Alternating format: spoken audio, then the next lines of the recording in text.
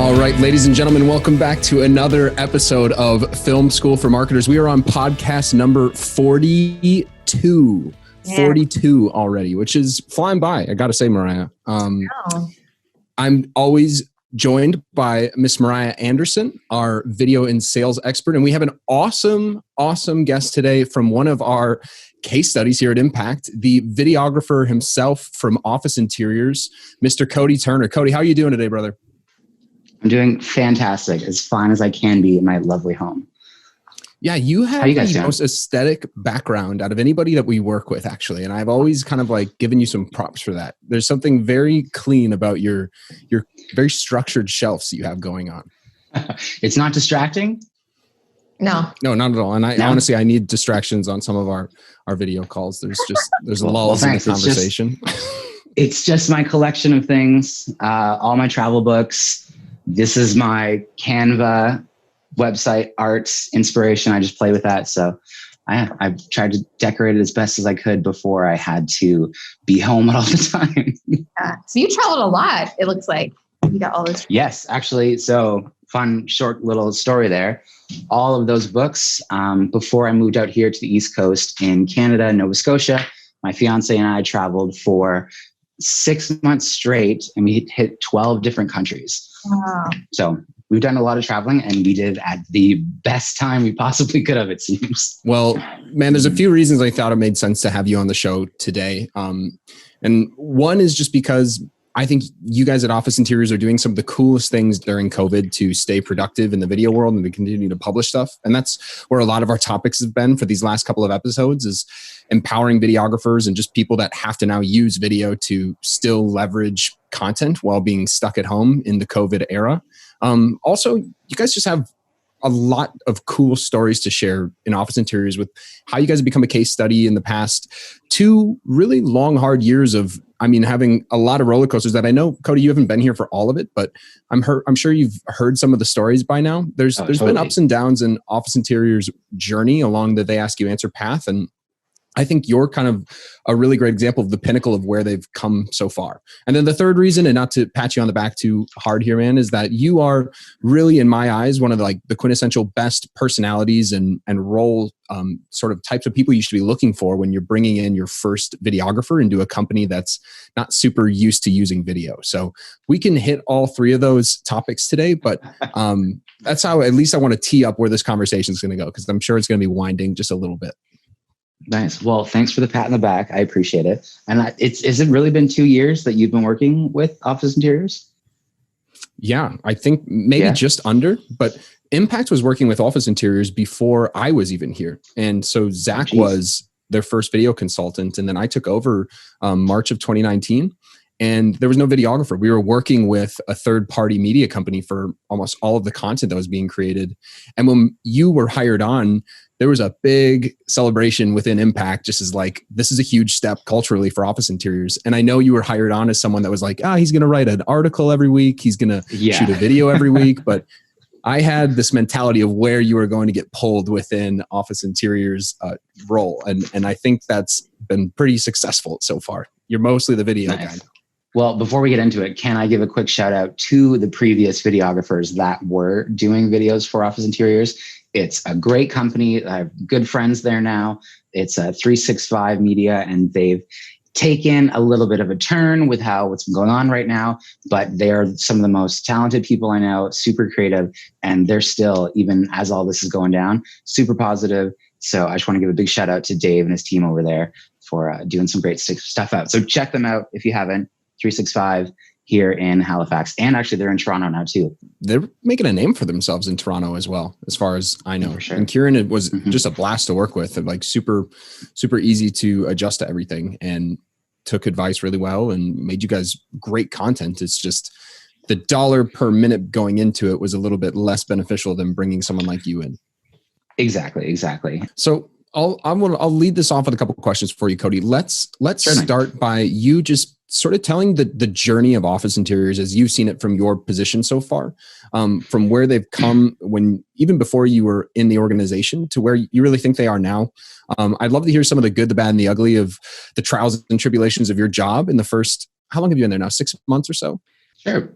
Okay. So when I came on, basically their marketing department was a one-man show. The guy I work with is Corey. He's a great guy, and he was putting out regular blog articles, all kind of centered around the they ask you answer principle.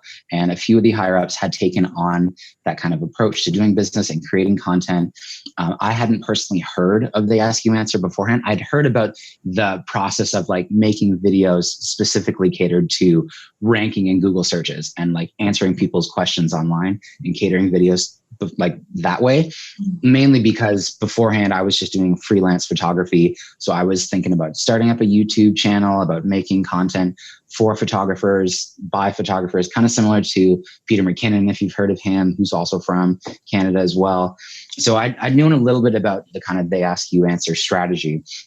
But once I came on, they gave me the book. I read the book and I was like, yes, this is exactly what I should be doing. This totally makes sense. I know how to implement that. I already kind of have that mindset for how to create content around that.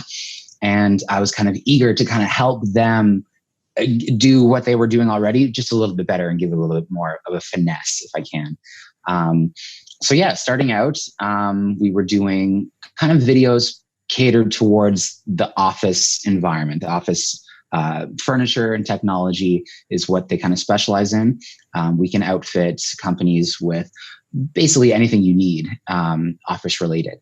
So they were doing videos on like printer toners and types of furniture or systems furniture, which is like cubicles, and putting those in offices.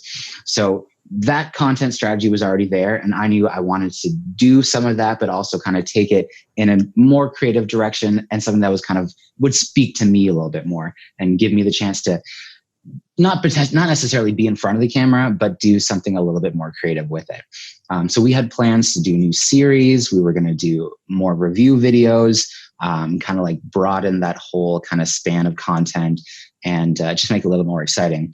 But if I can bring it up to today, once this all went down, we were all brought home. We did already have a backlog of videos already previously recorded and set to be distributed. But once this happened, we kind of realized we couldn't be putting out videos on how to choose the best, multifunctional printer for your office when you're not necessarily at your office anymore.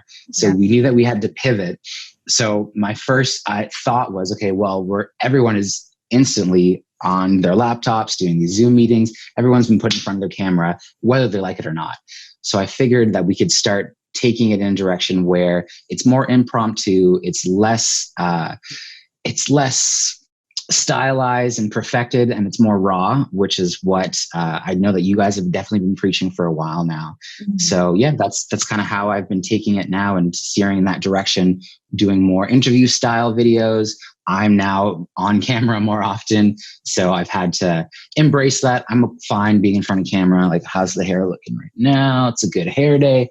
But yeah, it's been a nice little learning curve, and I think it's gonna get even better because we're getting it fast at it now too. Like just the other day, our CEO and president Jim Mills we asked him to come on and do a quick little interview about how he's leading a team in a crisis right now, and how, most importantly, he's providing service to his employees and, most importantly, his customers right now. So with that interview, I took it, I spliced it up, I threw in an intro, I threw in an outro, and it was done by the end of the day. And we put that out, and now, yeah, it's already getting some traction. People are already enjoying it. So it's going to be cool to see how this kind of builds and progresses over the next weeks or months. And I'm going to have to turn into, I think, a late night host, as all the late night hosts are now at home as well, making content like this. So the playing field has been leveled, I feel like. So it's anyone's game right now. So that's exciting to me. That's so cool that you guys were able to, we're seeing all of these companies have to get creative and shift really quickly. And I bet for some companies, it's probably like such a scary thing that it paralyzes them and they just don't do it about it. And I'm so curious, like if it's companies that were just already had that kind of culture and mindset before this even happened, that like been successful because they were always able to be flexible and change really quickly, and like how other companies who maybe didn't have that type of culture are able to even get through this and move quickly. I don't know. Totally. Yeah. Like we were definitely lucky in the sense that we were already doing what Impact has been teaching us. And we already had that kind of mindset towards making content and marketing that way. But we're also super lucky that the content we're making is it's somewhat relevant because now everyone works at home and they need office supplies at home. We've had to kind of pivot and help people set up their home offices and learn how to make their kitchen table ergonomic or get their setups for their laptops or anything. So like we're in the right market for doing content towards that. And I can't imagine if I were working for somebody else, and it's tricky. You'd be at a standstill for making content right now, because if you're not necessarily relevant or essential as the new hot topic is, it's tricky. It's definitely tricky. Yeah, I think you guys are striking a cool balance as well of not just making videos for prospects or existing clients, but a lot of your content kind of double dips into being really helpful and just like emotionally supportive for your internal team as well. Like even just the point that you made right there about how we're managing through a crisis, that's something that you guys get a benefit of, like internal culture, just being reaffirmed and being more transparent with the content that you're making to publish to everybody. Have you seen that change anything or give more clarity to the people inside the organization, or even just help morale at all? Oh, absolutely. I can give you a great example that just happened yesterday. So we've been doing virtual cocktail meetings. I didn't personally start it myself, but we were doing kind of meetups with like a few of the kids my age at the office.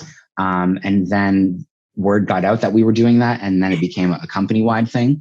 And at the last one, we got several shout outs for videos that had been worked on, but they were for multiple videos. So people were seeing a few different stuff that we were putting out.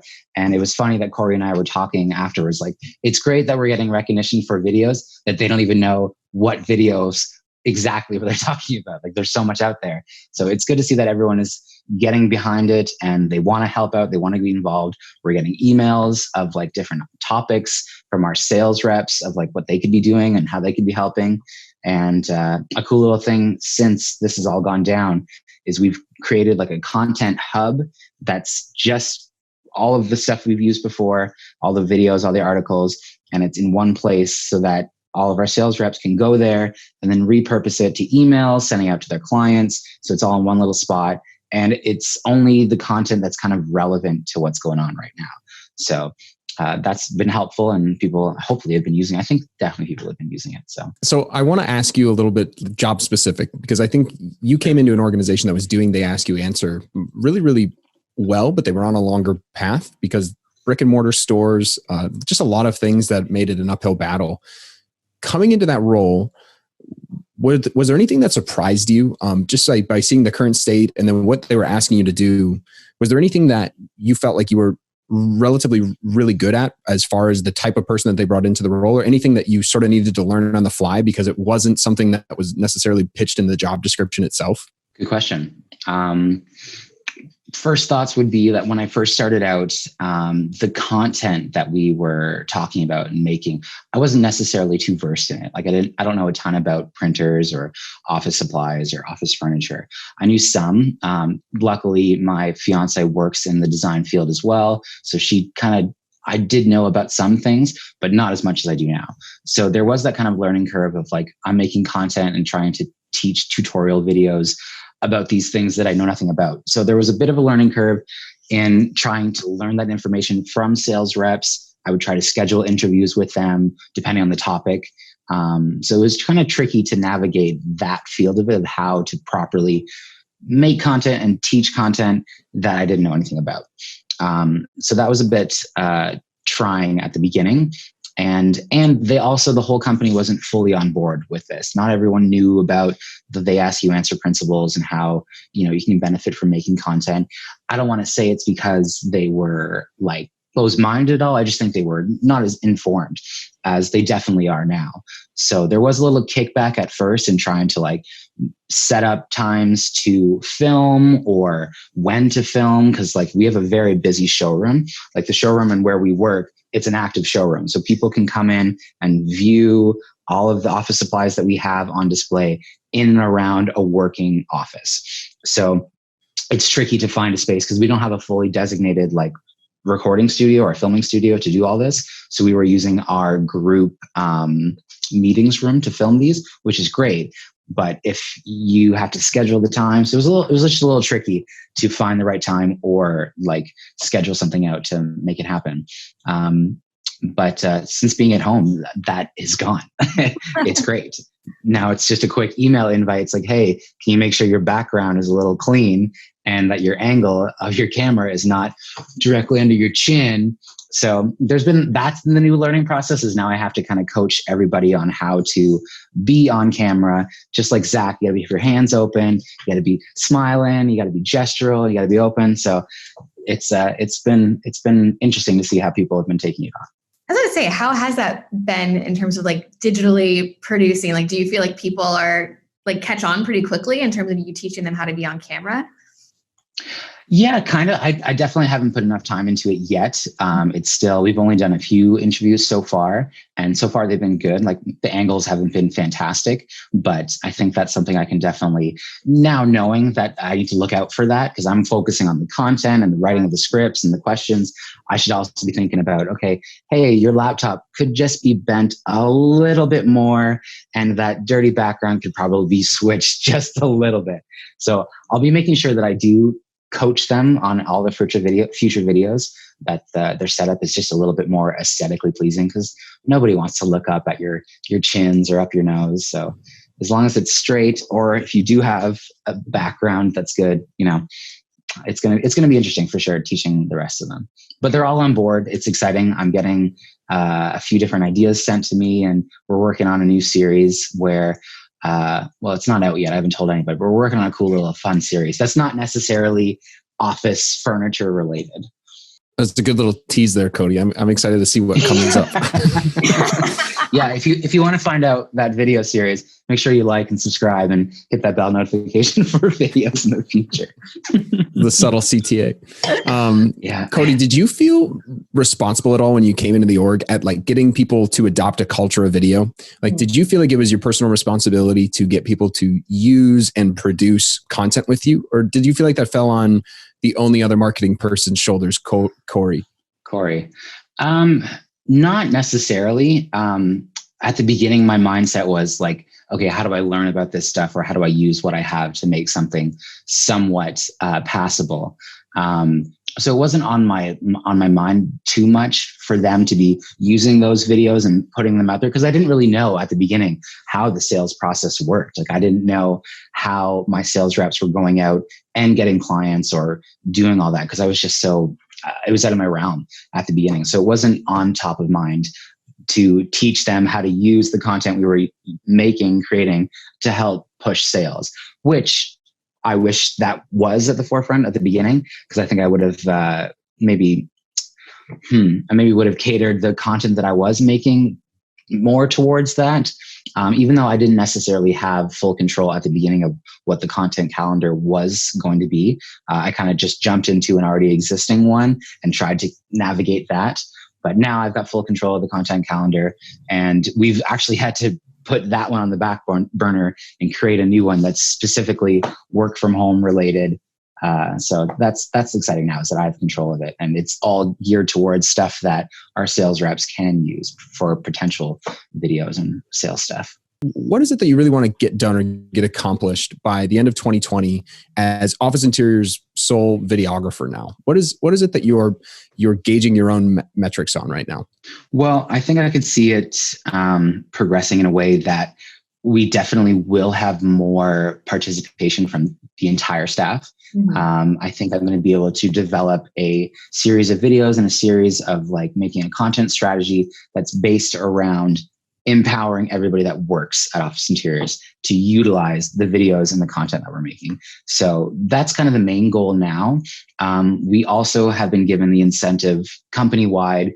It's not mandatory, but we've been doing this like group goal. Everyone has submitted a goal to the higher ups. They've approved it or not. And if you can make those goals by the end of the years, there's a few different reward programs that they've put out there. So it's just like an incentive to accomplish something. Mine personally has been to increase our subscriber count. So don't forget to like and subscribe all of our videos. so I can win some sweet incentive rewards. But I think that's the new direction, is like making the content that I kind of personally want to make, and that also ties into helping the company. So a little bit more uplifting, something less drab, hopefully, and stuff that people who aren't necessarily in the market for shopping for office supplies would still want to potentially watch, if that makes sense. Mm-hmm. Yeah, I love that answer. And I think it nails it right on the head of kind of where the journey of office interiors is at. You came in and very quickly you guys were pointed on the fundamental stuff. Like the creation process was very well ironed out already. You guys' production quality is right where it should be as a they ask you answer video in-source company. Like there's no real standard below what you guys are to make the quality of content that you're making. And so the only things that we've had to focus on is the strategy, like what types of videos are actually going to move the sales needle.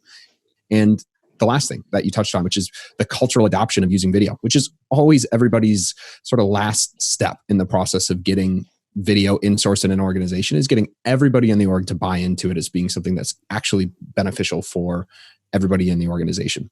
Mm-hmm. And I think that's right where you guys are at. So your headspace is really right where it should be as far as what you want to get done. So Cody, we have loved having you on the podcast today. We should definitely do a part 2.